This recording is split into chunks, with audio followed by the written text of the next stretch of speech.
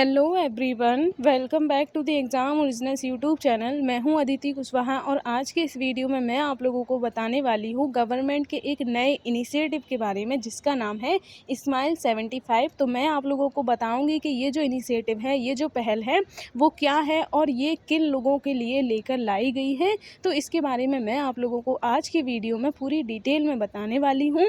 तो चलिए हम लोग वीडियो को शुरू कर लेते हैं। सबसे पहले अगर हम लोग बात करें कि हमारी कंट्री की जो गवर्नमेंट है उसने ऐसे लोगों जो कि निराश्रयता यानी कि ऐसे लोग जिनके पास अपना कोई आश्रय नहीं है, जिनके पास रहने का कोई ठिकाना नहीं है, ऐसे लोग जो कि सड़कों पर या रोड के किनारे या फिर यहाँ वहाँ हम लोग कह सकते हैं ऐसे ही रहते हैं, उनके पास अपना कोई रहने का कोई ठिकाना नहीं है। इसके अलावा ऐसे लोग जो कि भिक्षावृत्ति यानी कि भीख मांगते हैं, तो उन लोगों की समस्याओं को दूर करने के लिए स्माइल नाम की एक व्यापक योजना लेकर लाई गई है और इसका जो फुल फॉर्म है वो है आजीविका और उद्यम के लिए सीमांत व्यक्तियों हेतु समर्थन। तो ये जो है वो स्माइल नाम की जो योजना लेकर लाई गई है उसका फुल फॉर्म देखने को मिलता है। तो ये ऐसे लोगों के लिए है जो जिनका कोई ठिकाना नहीं है, जिनके पास रहने का अपना कोई घर नहीं है, जो रोडों पर या फिर ऐसे ही सड़कों पर रहते हैं और भीख मांग कर अपना गुजारा करते हैं। तो ऐसे लोगों की समस्याओं को दूर करने के लिए स्माइल नाम की ये जो स्कीम है वो लेकर लाई गई है।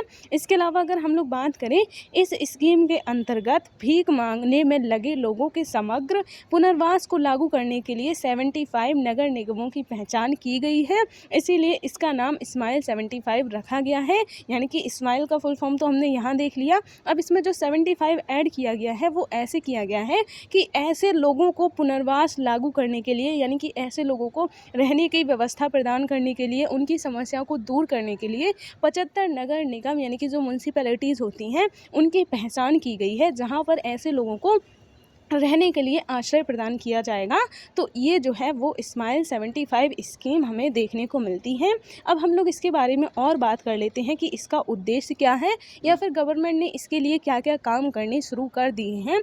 तो इसके बारे में अगर हम लोग बात करें तो जितनी भी म्यूनसिपैलिटीज़ हैं वो NGOs और जितने भी अन्य हितधारक यानी कि जो वॉलंटियर्स होते हैं उनके सहयोग से सरकारी कल्याण कार्यक्रम जो होती हैं उनके अंतर्गत भिक्षावृत्ति में संलग्न व्यक्तियों के लिए एक या फिर हम लोग कहें कई व्यापक कल्याणकारी उपायों को शामिल किया गया है, जिनमें अगर हम लोग बात करें यानी कि कौन कौन से कल्याणकारी उपायों के बारे में सरकार ने सोचा है तो वो ये है कि उनके पुनर्वास यानी कि उनको रहने की सुविधा प्रदान करना। इसके अलावा उनको चिकित्सा सुविधाओं के प्रावधान भी किए गए हैं। यानी कि जब वो लोग बीमार हो जाते हैं तो जब उनके पास खाने के लिए तक अपना इंतज़ाम नहीं कर पाते हैं, वो भीख मांग के काम चला रहे हैं, तो फिर उनके लिए उनके पास जो हेल्थ की फैसिलिटीज़ कहाँ से होंगी। अगर कभी वो बीमार हो गए तो वो हेल्थ की जो भी खर्चे हैं उनको अफोर्ड ही नहीं कर पाएंगे। तो इस वजह से चिकित्सा सुविधाओं के भी प्रावधान किए गए हैं। इसके अलावा जितने भी परामर्श और जागरूकता, इसके अलावा शिक्षा, कौशल विकास, आर्थिक सशक्तिकरण और अभिसरण पर व्यापक रूप से ध्यान दिया जाएगा। यानी कि ये जो कुछ कार्य हैं वो जितनी भी म्यूनसिपैलिटीज़ हैं वो NGO और अन्य वॉलंटियर जो होते हैं उनके सहयोग से करेगी। तो इन सब के बारे में आप लोग याद रख सकते हैं कि जितने भी जो ऐसे लोग हैं जो भीख मांगते हैं और जिनका कोई आश्रय नहीं है, तो उनके लिए गवर्नमेंट जो है उनकी स्थिति में सुधार करने के लिए ये कुछ प्रयास करना चाहती है। तो इसमें क्या क्या शामिल है ये आप लोग ज़रूर याद रख लीजिएगा। इसके अलावा अगर हम लोग बात करें, सामाजिक न्याय और अधिकारिता जो मंत्रालय है उसने वर्ष 2025-26 की अवधि के लिए ये जो स्कीम है स्माइल, इसके लिए 100 करोड़ रुपए का बजट भी आवंटित कर दिया है। तो इसके बारे में भी आप लोग याद रख सकते हैं। यानी कि ये जो है वो आने वाले टाइम में भी काफ़ी ज़्यादा इम्पॉर्टेंट हो सकती है। तो आप लोग इसके बारे में याद रखिएगा क्योंकि ये 2025-26 के लिए है, तो आने वाले एग्ज़ाम्स में भी इससे सवाल पूछे जा सकते हैं। इसके अलावा अगर हम लोग बात करें, इसके अंतर्गत भिक्षावृत्ति में संलग्न लोगों के समग्र पुनर्वास हेतु एक समर्थन तंत्र विकसित करने का लक्ष्य रखा गया है। तो इसके बारे में आप लोग याद रख सकते हैं। अब जैसा कि मैंने अभी बताया इस मंत्रालय के बारे में, तो इस जो स्कीम है उसका कार्यान्वयन किस मंत्रालय के द्वारा किया जा रहा है, तो उसका नाम भी आप लोग याद रख लीजिएगा। उसका नाम है सामाजिक न्याय और अधिकारिता मंत्रालय। यानी कि ये जो मंत्रालय है इसकी देखरेख में स्माइल 75 जो स्कीम है उसका पूरा भी कार्यान्वयन जो है वो किया जाएगा। तो इसका नाम आप लोग याद रख सकते हैं। इसके अलावा अब हम लोग बात कर लेते हैं कि इस स्कीम में और कौन कौन से अवयव शामिल किए गए हैं। तो इसमें निम्न निम्नलिखित की उप योजना शामिल की गई है। क्या क्या है वो हम लोग देख लेते हैं। इसमें भिक्षावृत्ति के कार्य में संलग्न व्यक्तियों का व्यापक पुनर्वास किया जाएगा, यानी कि उनको रहने के लिए आवास सुविधा प्रदान की जाएगी। वैसे तो गवर्नमेंट ने पहले भी ऐसी कई सारी सुविधाएं या फिर हम लोग कहें स्कीम्स लेकर लाए हैं, जैसे कि आप लोगों ने रैन बसेरों के बारे में ज़रूर सुना होगा, जो कि कहीं किसी भी राज्य में या फिर हम लोग कहें हमें बहुत जो भी कई जो हमारी कंट्रीज़ में ऐसी सिटीज़ हैं उनमें देखने को मिल जाती हैं। तो जो इसी तरीके की एक हमें पहले से स्कीम भी देखने को मिलती है, तो गवर्नमेंट जो है वो उसे और ज़्यादा आगे बढ़ाना चाहती हैं और ऐसे लोगों के लिए और ज़्यादा आवास की सुविधा प्रदान करना चाहती है, जिससे कि लोग जो हैं उनको सड़कों पर ना सोना पड़े, उनको रहने के लिए आवास की सुविधा प्रदान की जा सके। क्योंकि आप लोगों ने भी देखा होगा कई सारे लोग जो हैं वो रोडों पर या फिर हम लोग कहें सड़कों के किनारों पर सोते हुए मिलते हैं, या फिर जितने भी जो स्टेशंस होते हैं, रेलवे स्टेशन, वहाँ पर हमें कितने सारे लोग देखने को मिल जाते हैं। तो इस तरीके के लोगों की समस्याओं को दूर करने के लिए सरकार जो है वो इस तरीके के इनिशिएटिव्स लेकर आती रहती हैं। तो इसके बारे में भी आप लोग याद रखिएगा। इसके अलावा इसमें और क्या शामिल किया गया है, तो इसमें नगरों या कस्बों तथा नगर पालिका क्षेत्रों को भिक्षावृत्ति से मुक्त करना भी एक उद्देश्य रखा गया है। क्योंकि ज़्यादातर जो हमें भीख मांगने वाले लोग देखने को मिलते हैं वो बहुत सारे हमें सिटीज़ में भी देखने को जाती हैं। क्योंकि कितनी भी डेवलप सिटी क्यों ना हो, उसके हमेशा दो पहलू देखने को मिलते हैं। एक साइड तो बहुत ज़्यादा डेवलप्ड, बहुत ज़्यादा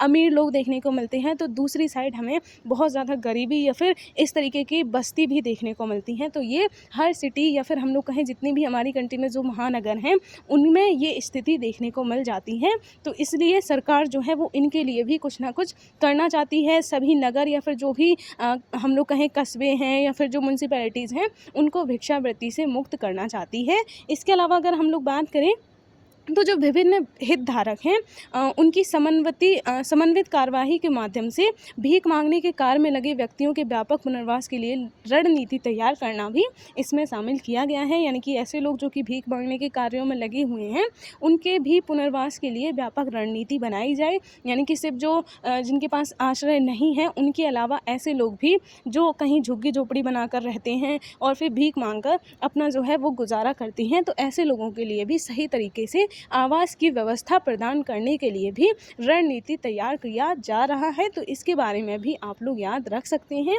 अब हम लोग बात कर लेते हैं भारत में भिक्षावृत्ति में संलग्न आबादी की स्थिति क्या है। तो इसके बारे में भी हम लोग बात कर लेते हैं। थोड़ा सा हम लोग डाटा के बारे में बात कर लेते हैं कि डाटा क्या कहता है। तो अगर हम लोग बात करें 2011 की जनगणना के अनुसार तो भारत में जो भी भिखारी हैं उनकी संख्या जो है वो हमें 4,13,670 के समथिंग देखने को मिलती है, जिसमें मेल और फीमेल को भी अलग अलग करके दिखाया गया है। तो इसमें मेल जो है उनकी संख्या हमें ज़्यादा देखने को मिलती है। मेल जो है वो लगभग 2,21,000 के समथिंग है और महिलाएं जो है वो 1,91,000 के समथिंग देखने को मिलती है। यानी कि पुरुष जो हैं उनकी संख्या भिखारियों में हमें महिलाओं की तुलना में ज़्यादा देखने को मिलती है। इसके अलावा अगर हम लोग बात करें पिछली जनगणना यानी कि 2011 की जो जनगणना है उसको अगर 2001 की जनगणना से कंपैरिजन करें तो उनकी तुलना में इस बार जो भिखारियों की संख्या है वो काफ़ी ज़्यादा बढ़ गई है। तो ये भी आप लोग याद रख सकते हैं। हालांकि ये काफ़ी पुराना डाटा है क्योंकि अभी जो नई जनगणना है वो 2021 में होनी थी लेकिन अभी तक नहीं हुई है। तो जो नए डाटा आएंगे आप लोग उनके अकॉर्डिंग भी इन्हें कंपेयर कर लीजिएगा। तो अभी जो डाटा अवेलेबल है मैं आप लोगों को उसके अकॉर्डिंग बता रही हूँ। इसके अलावा अगर हम लोग बात करें पश्चिम बंगाल यानी कि जो वेस्ट बंगाल है उसमें हमें सबसे ज़्यादा भिखारी देखने को मिलते हैं। उसके बाद जो दूसरे और तीसरे नंबर पर आता है वो उत्तर प्रदेश और बिहार हैं। तो ये जो 3 स्टेट हमें देखने को मिलते हैं पश्चिम बंगाल, उत्तर प्रदेश और बिहार, यहाँ पर हमें सबसे ज़्यादा भिखारी देखने को मिलते हैं। इसके अलावा अगर हम लोग बात करें 2011 की जनगणना के अकॉर्डिंग ही लक्षद्वीप में अगर हम लोग बात करें तो वहाँ पर हमें केवल 2 भिखारी देखने को मिलते हैं। यानी कि लक्षद्वीप जो है वो इस मामले में काफ़ी बेहतर स्थिति में हमें देखने को मिलता है। तो ये जो है आप लोग इसके बारे में ज़रूर याद रखिएगा। इसके अलावा अगर हम लोग यूनियन टेरिटरीज़ के बारे में बात करें तो उसमें जो न्यू दिल्ली है वहाँ पर हमें सबसे अधिक 2,187 भिखारी देखने को मिलते हैं। उसके बाद फिर चंडीगढ़ में 121 भिखारी देखने को मिलते हैं। इसके अलावा जो हमारे नॉर्थ ईस्टर्न स्टेट हैं अगर हम लोग उनके बारे में बात करें तो असम में हमें ये 22,116 भिखारी देखने को मिलते हैं और इस जरिए जो असम है वो नॉर्थ ईस्टर्न स्टेट में सबसे आगे देखने को मिलता है भिखारियों की संख्या में। उसके बाद फिर मिज़ोरम का स्थान आता है। तो इस तरीके से आप लोग याद रख सकते हैं। मिज़ोरम जो है वहाँ पर हमें नॉर्थ ईस्टर्न स्टेट में सबसे कम भिखारी देखने को मिलते हैं। तो इस तरीके से मिज़ोरम जो है उसके बारे में भी आप लोग याद रख सकते हैं। तो ये जो है वो कुछ डाटा है जिसके अकॉर्डिंग इंडिया में कौन से राज्य में, कौन सी यूनियन टेरिटरीज़ में कहाँ पर कितने भिखारी पाए जाते हैं, तो इनके बारे में आप लोग ज़रूर याद रखिएगा। तो वीडियो को हम बस यहीं तक रखते हैं। वीडियो कैसा लगा ये कमेंट बॉक्स में ज़रूर बताइएगा। कोई भी कन्फ्यूज़न, कोई भी डाउट हो तो वो भी आप लोग मुझसे पूछ सकते हैं। इसके अलावा आप लोग हमारे और भी कोर्सेज़ ज्वाइन कर सकते हैं। जैसे हमारे यहाँ आप लोगों को MPPSC का पूरा सिलेबस, MPPSC प्री और मेंस का स्टडी मटेरियल, प्री और मेंस की टेस्ट सीरीज़, CSET और NCERT का सिलेबस, इसके अलावा MPSI और पटवारी का भी पूरा सिलेबस देखने को मिल जाता है। तो अगर आप लोग भी MPPSC की प्रिपरेशन कर रहे हैं तो हमसे कॉन्टैक्ट कर सकते हैं और हमसे जुड़कर अपनी MPPSC की प्रिपरेशन को एक बेहतर दिशा दे सकते हैं। इस चैनल के अलावा आप लोग हमारा ऑफलाइन कोर्स भी ज्वाइन कर सकते हैं। इसके अलावा हमारा आप लोग एप्लीकेशन भी डाउनलोड कर सकते हैं एग्ज़ाम ओरिजिनल्स के नाम से। तो वहाँ पर भी आप लोगों को MPPSC से रिलेटेड सारा मटेरियल देखने को मिल जाता है। तो मिलेंगे अब हम नेक्स्ट वीडियो में, तब तक के लिए धन्यवाद।